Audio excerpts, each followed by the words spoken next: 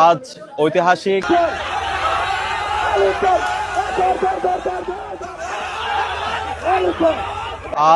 ঐতিহাসিক সন্ত্রাস প্রতিরোধ দিবস 2024 সালের 17 জুলাই।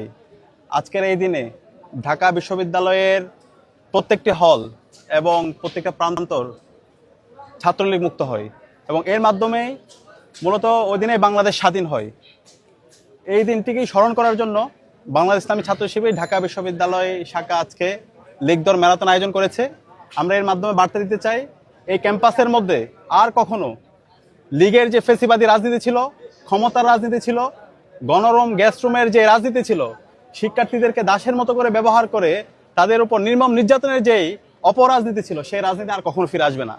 এবং একই সাথে বাংলাদেশে খুনি হাসিনা, নিষিদ্ধ ঘোষিত আওয়ামী লীগ, নিষিদ্ধ ঘোষিত ছাত্রলীগ, যুবলীগ এবং এই ফেসিবাদী শক্তির রাজনীতি আর কখনো বাংলাদেশে ফিরবে না।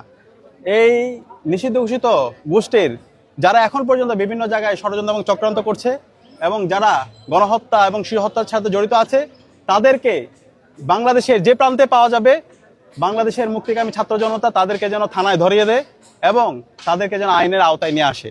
সেই জন্য একটা সামাজিক প্রতিরোধ গড়ে তোলার জন্য, সচেতনতা তৈরি করার জন্য আজকে আমাদের লীগ ধর ম্যারাথন।